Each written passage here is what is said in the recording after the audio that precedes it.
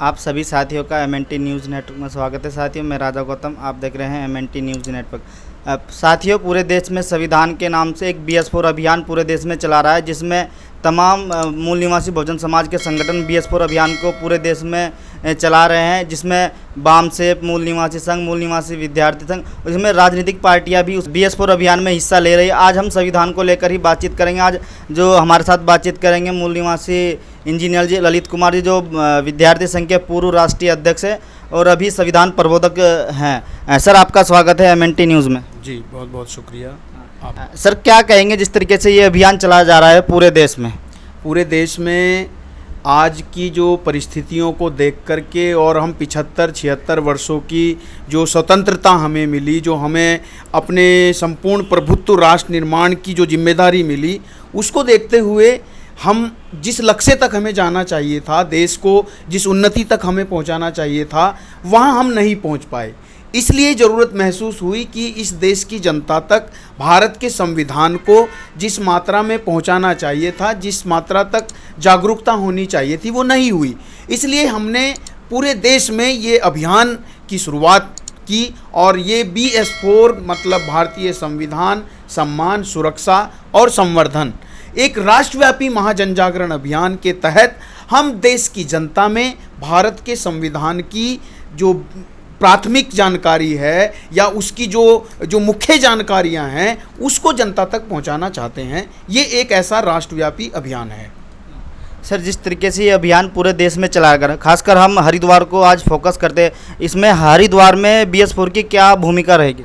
देखिए, अभी सिर्फ हरिद्वार की अगर बात करेंगे तो हम भारत के हर कोने में जो देखते हैं वही हरिद्वार की इस क्लस्टर क्षेत्र में हम देखने को मिलता है कि भारत की जनता संविधान से परिचित नहीं है।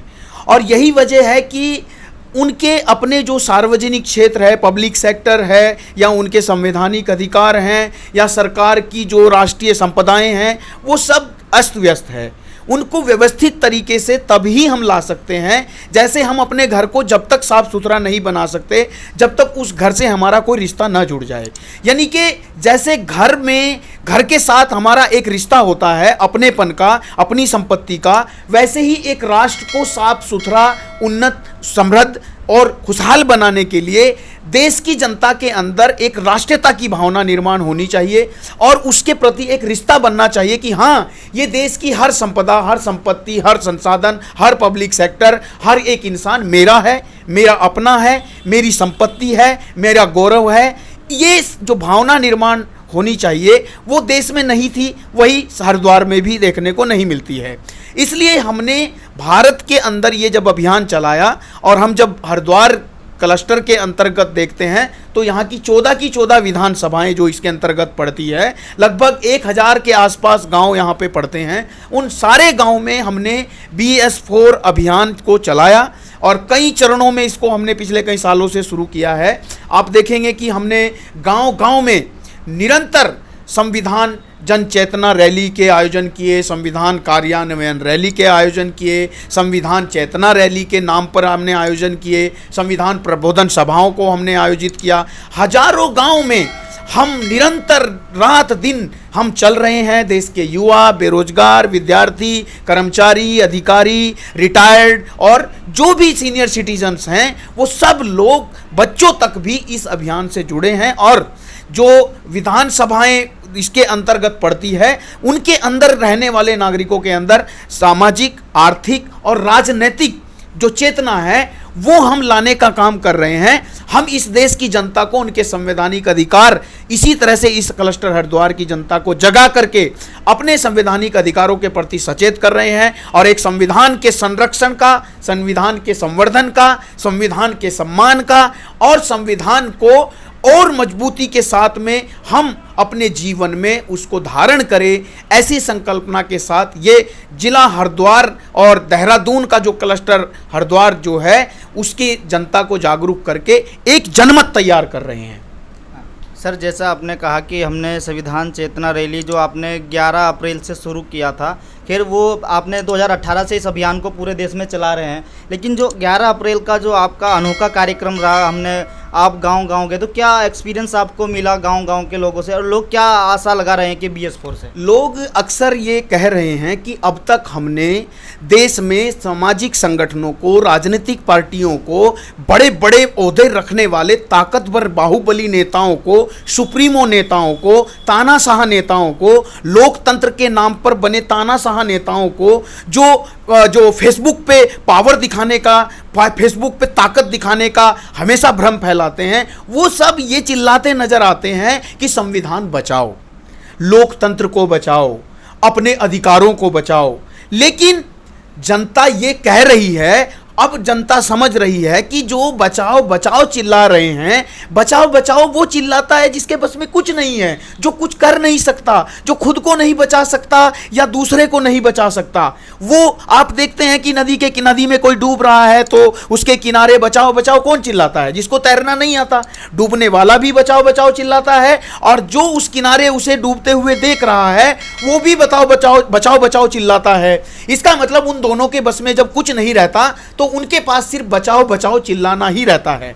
ये जनता समझी कि आज जो बचाओ बचाओ चिल्ला रहे हैं, संविधान बचाओ, लोकतंत्र बचाओ, देश बचाओ, इसका मतलब इनके बस में कोई बचाना नहीं है।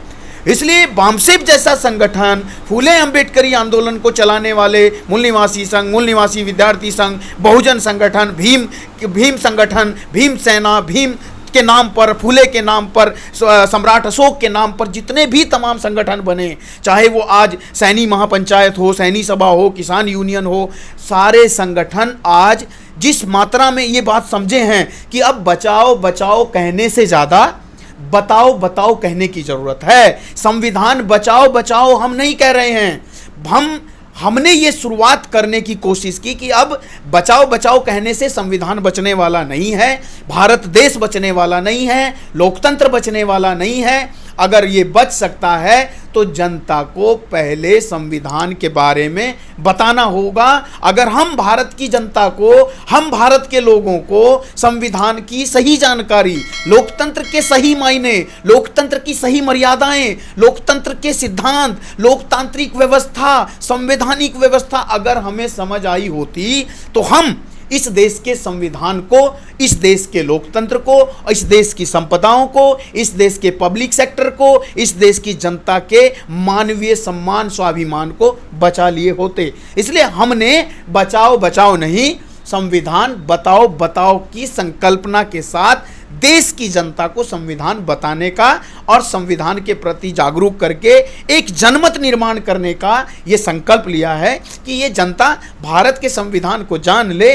तो संविधान के नाम पर, लोकतंत्र के नाम पर जो इस देश में तानाशाही पैदा हो रही है, मतलब बाबा साहब का नाम लेंगे, अंबेडकर, फूले का नाम लेंगे, पेरियार का नाम लेंगे, बुद्ध का नाम लेंगे, लोकतंत्र की दुहाई देंगे, संविधान की दुहाई देंगे, फिर भी रानी के पेट का ऑपरेशन खोल के राजा पैदा करेंगे। मतलब एक जमाना था जब राजा का ही बेटा राजा बनता था, क्षत्रिय ही राजा बनता था, पंडित ही पुरोहित बनता था, बनिया ही बिजनेसमैन बनता था। संविधान आया और डॉक्टर अंबेडकर ने बड़े गर्व के साथ कहा था कि मैंने रानी के पेट का ऑपरेशन कर दिया, अब रानी का बेटा राजा नहीं बनेगा। आज आप देखिए बहुजन समाज के साथ नहीं बल्कि देश की जनता के साथ ऐसा धोखा हुआ कि संविधान के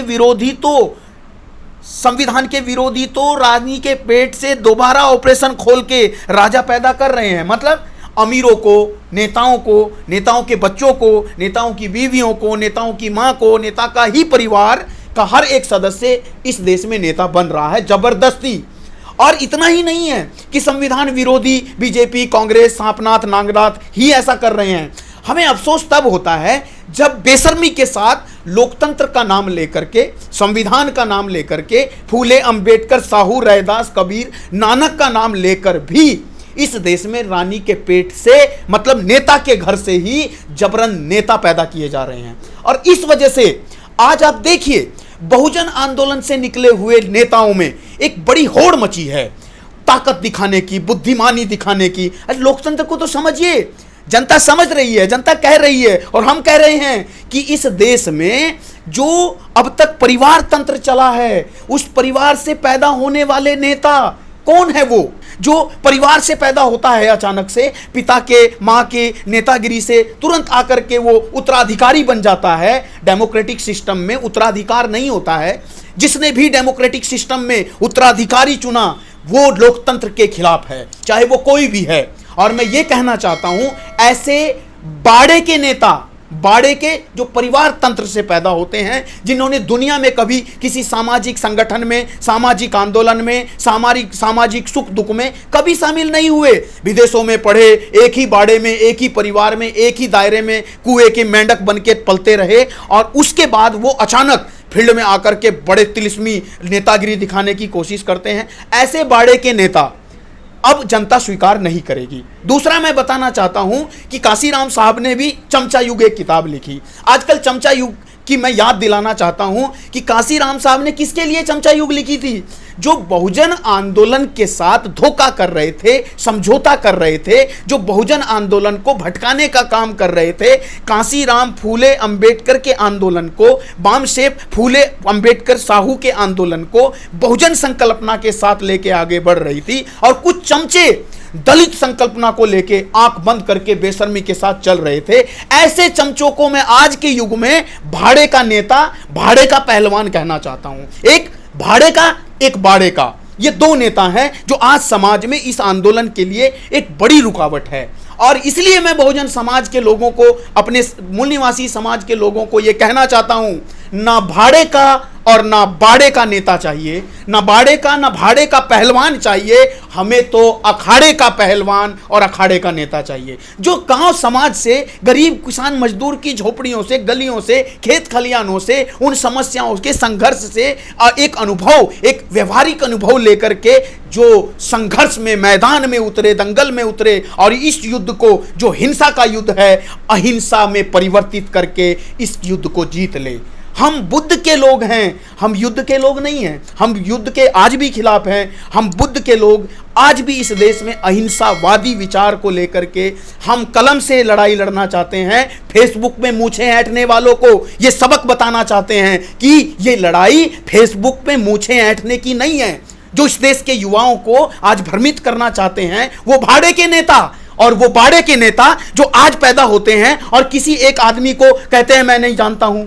ऐसे देश में, लोकतंत्र में रानी के पेट से पैदा हुए नेता जो युवाओं को भ्रमित करना चाहते हैं, हम उनसे पूछना चाहते हैं, वो गरीब किसान मजदूर के बच्चे आखिर क्यों तुमने नहीं उभरने दिए? क्यों उनको नेता नहीं बनने दिया? जब काशीराम ने इस आंदोलन को चलाया, जब अंबेडकर ने इस आंदोलन को चलाया, फूले ने चलाया, कबीर ने चलाया, नानक ने चलाया, रैदास और बुद्ध तक ने चलाया, तो अपने बेटों को नहीं बनाया। सम्राट अशोक ने अपने बेटे और बेटी को भिक्षु बना करके दुनिया में पुरखों के विचारों का संदेश फैलाने में अपने कुर्बान कर दिया। आज के नेता अपने बेटों को जबरदस्ती इस देश के लोकतंत्र में राजा बनाने पे तुले हैं। चाहे वो माया है, मुलायम है, लालू है, कोई भी बहुजन समाज का नेता को देखिए, सारे के सारे नेता बाड़े के और भाड़े के नेताओं को ही इस देश की जनता पर थोपना चाहते हैं। मैं इस देश के मूल निवासी बहुजन समाज ही नहीं, भारत की सर्व समाज को, सारी जनता को ये आह्वान करता हूं, भाड़े का और बाड़े का नेता पे विश्वास अगर करोगे तो ये गहरी खाई में लेके जाएंगे, ये लोकतंत्र को तबाह कर देंगे। व्यक्तिवाद के पीछे जाएंगे तो ये तानाशाही में परिवर्तित हो जाएंगे। ये नायकवाद में अगर जाएंगे तो ये इस तानाशाही से इस लोकतंत्र को, इस राष्ट्र को नष्ट कर देंगे। इसलिए इन भाड़े के, इन बाड़े के नेताओं से ऊपर उठ करके अखाड़े के नेता बहुजन समाज को, मूल निवासी समाज को, भारतीय समाज को अपने बीच से पैदा करने पड़ेंगे। वो किसान का बेटी बेटा होगा, वो मजदूर का बेटी बेटा होगा, वो भारत के तमाम नागरिकों से, आम जनता, शोषित पीड़ितों के बीच से निकला हुआ विद्यार्थी लीडर होगा, वो युवा लीडर होगा, वो वृद्ध लीडर होगा, वो कोई भी होगा, मजदूर किसान कोई भी लीडर होगा, लेकिन वो अखाड़े का ही लीडर होना चाहिए। MNT न्यूज नेटवर्क को सब्सक्राइब करें, लाइक और फॉलो करना ना भूलें। साथ ही बेल आइकॉन दबाकर जन जागृति की मुहिम में जुड़े रहें।